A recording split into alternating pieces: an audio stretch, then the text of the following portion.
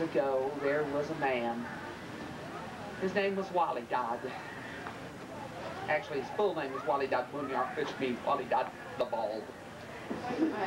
He was a grass cutter, a simple man who would go out to this little side and cut grass and put it in nets and carry it to the market and sell it to people to feed their animals. But he hardly ever earned more than 5 halfpence a day. But he was a simple man. He didn't need much more than 4 halfpence a day for his clothing and his food. And so, Wally Dodd decided that he would save that 1 halfpence a day. So he took a great big jug and he buried it under the floor in his mud hut where he lived out in the middle of nowhere. And he left a tiny opening at the top. And every night he would drop that coin in there. Years went by, and finally one day Wally Dodd said to himself, the last few times I've dropped in a coin, it's made almost no sound at all. I'm going to see how much money I have. So he dug down in his dirt floor, and oh my goodness, that jug was full to the top. He couldn't believe it. What am I going to do with all of this money? He was so simple-hearted, it never occurred to him that he needed to get anything for his leisure or his comfort. He said, what shall I do? I'll sleep on it tonight. So he literally dumped that jug into a bag, put it under his bed, and rolled up in his old holy blanket. Slept all night. When he woke up the next morning, he said, I know what I will do. So he took that bag and put it on his back, and he went to the goldsmith. And there he bought a beautiful little gold bracelet. And he said, this will do. And he gave his money to the goldsmith, and he stuck that bracelet in his waist. He tied around his waist. And he went to see his best friend. His best friend was a merchant. Now, the merchant was a good man, an honest man, and he always considered the Wally Dodd, simple as he was, to be his friend. And Wally Dodd came to him and he said, my friend, who do people say is the most beautiful, most virtuous young woman in all the countries around? Oh, no question, said the merchant. That would be the Princess of Kayastan. I've never met her myself, but they say that her heart is as beautiful as her face. Well, said Wally Dodd, the next time you're in Kayastan, give this bracelet to her and tell her that it's from someone who admires virtue more than money. Well, the merchant was amused by this fancy of his friend, but he found a little box that was just the right size, and he put the bracelet in it, and the next week he was in Kayastan, and he went up and actually met the princess. And he said to her, Princess, this is from my friend Wally Dodd, and he'd tell you that he admires virtue more than money. And he gave it to her, and the princess opened it up and said, oh my, what a beautiful little bracelet. She said, I would like to send a little present to Wally Dodd. Come back before you leave. Well, she put on the gold bracelet, and the merchant went away, and 3 days later he came back, as she had did. And she said, take this to the noble Wally Dodd. It was a camel. Loaded on the camel were roll after roll of beautiful, rich silks. Oh, thank you, said the merchant, and he went back to Wally Dodd. And Wally Dodd looked up when his friend came and said, well, my friend, did she like the bracelet? Oh, good, you've traded for a camel. Nope, said the merchant, it's yours. I don't wear silks, said Wally Dodd. I wear simple cottons. I don't need, what am I gonna do with it? My friend, who would you say was the most noble, most honorable young man in all the kingdoms around? Oh, without question, said the merchant, that would be the Prince of Nekabad. I have met him, and a sounder young man never walked the earth. Take him this with my compliments and tell him I admire honor. Well, the merchant went on his way and soon got to the Prince of Nekabad, and he gave him the camel, and oh my goodness, what a rich gift. This is from who? My friend, whose name is Wally Dodd. Well, come back, said the prince, before you leave. So 3 days later, before the merchant left the city, he came back, and the prince presented him with 12 fine horses, the most beautiful horses that his kingdom allowed. and a little something for the merchant on the side, and he said, take these to the noble Wally Dodd. Well, the merchant had to hire a man to help him drive that many horses back, and when Wally Dodd looked up and saw them coming, he said, good news! Instead of me taking my grass to the market, they're bringing them here to me to feed. He started cutting grass, and the merchant came up and said, my friend, these are for you. 12 horses? What am I going to do with horses? I cut grass for other people's animals. Oh, here, my friend, you take 2 of these horses, for they are fine, good horses, and you have had so much trouble yourself, and take the other 10 to the Princess of Kayastan. Soon, here came the merchant, and he presented her with the 10 horses, and she said, who? Is this Wally Dodd? Well, the merchant was an honest man, but he couldn't quite bring himself to say, just flat out, that Wally Dodd was a poor old man with barely enough clothes to cover his nakedness, who lived in a mud hut in the middle of nowhere and cut grass for a living of 5 halfpence a day. He couldn't do it, so he started to describe Wally Dodd's qualities. Had Wally Dodd heard him, he would have not recognized himself. And the princess said, thank you. Must return present to this good man. Well, the merchant went away going, this is getting serious. And the princess herself was going, this is getting perplexing. She went to her father. She said, Father, a man from nowhere named Wally Dodd sent me this beautiful bracelet. I sent him a little present of some silks on a camel, and now he has sent me 10 of the most gorgeous horses you can imagine. Father, what am I to do? And her father said, my child, I am older than you. Be guided by me. He said, obviously, this man wants to impress you.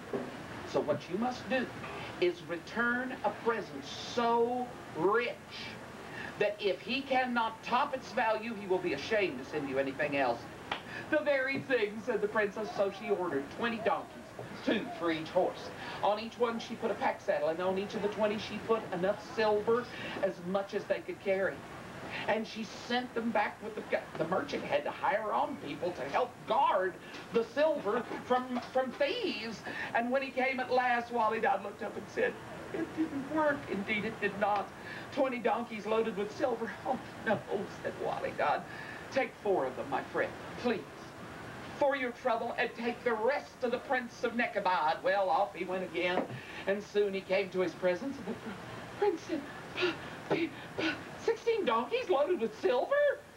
Come back before you leave. And this time, the prince, he knew the rules. He had to send back an even richer present. So when the merchant came back, he presented him with 12 beautiful horses, each with a Moroccan saddle on its back, sitting on a cloth made out of silk, embroidered with gold thread and pearls.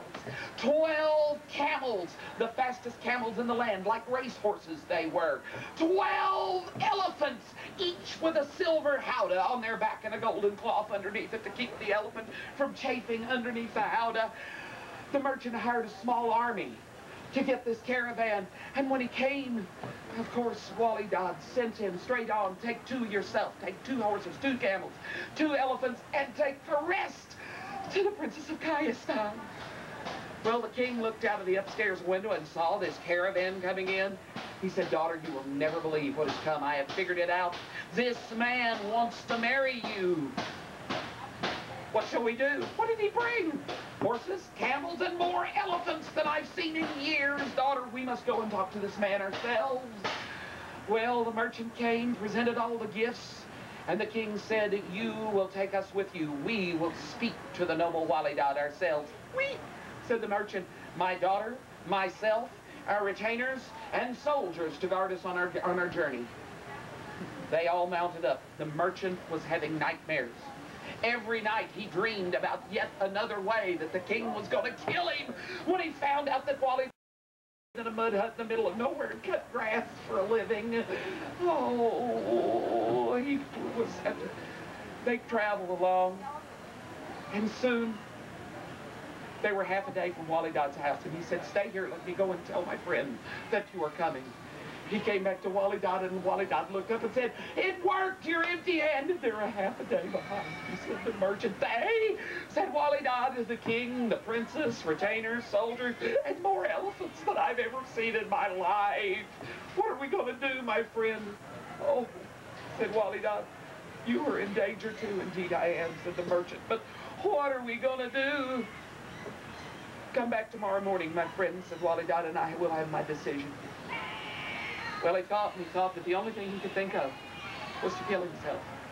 It was the only way he could save the day. So he went down after his friend has left and darkness had fallen. He went down to where the waterfall ran off the mountain and fell down into the deep gorge. It was full of sharp rocks. So Wally Dodd backed up half a dozen steps and then ran toward the edge to throw himself over. But he stopped at the edge. He just couldn't do it. But he sat down on the ground and began to weep and rock back and forth with his hands covering his face. But with his hands covering his face, suddenly it grew light. And Wally Dodd, with his hands covered over his eyes, said, "Has the sun come up already?" But it was not the sun. Rising out of the gorge in a yellow, pink globe of light were two immortal women, beautiful beings that we would call angels. In India, they call them peris, from paradise.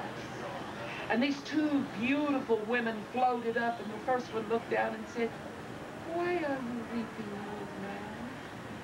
And Wally Dodd said, "Because I'm an old man and I am ashamed." "Why are you ashamed?" said the second. He said, "Because..." Well, you know the story already. And one of them said, "Such simple goodness of heart should not go unrewarded. Arise, old man," and she touched him. And as he stood up, he could feel himself changing, but he couldn't tell what was, until he looked down and his ragged clothes were gone.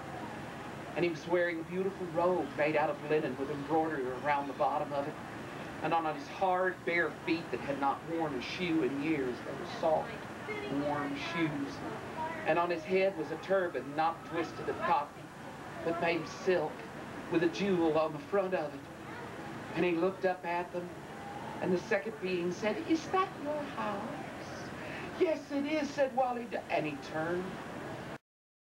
It was gone. Right behind him was an enormous gate that led into a beautiful garden full of peacocks and flowers and splashing fountains. And there, where his mud hut had set, was a palace. "Go, old man," said the first, "and live as you have lived. A simple plain." Wally Dodd walked over to the gate, and two servants ran over and opened the gate for their master and bowed low to honor him. And as he walked up the hill, there were servants and soldiers marching in every direction, and each ran over to bow and honor Wally Dodd. He got into the house, and the place was full of the most beautiful things. That night, Wally Dodd slept in a bed that was the most beautiful thing he had ever seen. And when he woke up the next morning, it was all still there. And if Wally Dodd said it would disappear like a dream, the merchant could hardly find the place. He wandered about until a servant found him and led him to the honored Wally Dodd, his master. And the merchant said, Wally Dodd?"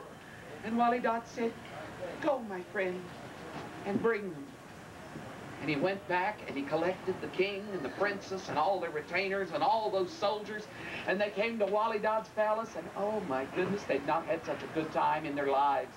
Each day they hunted and feasted and played, and then music played and people danced.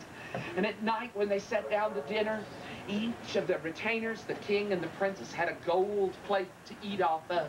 And all of the soldiers had plates that were silver. And each night Wally Dodd said that they should keep the plate as a remembrance of the fine time they were having. For 3 days this went on, and then on the 4th the king finally caught Wally Dodd alone and said, "Wally Dodd, honored sir, you want to marry my daughter, don't you?" "Oh, no," said Wally Dodd. "I'm far too old and ugly for such a beautiful young girl.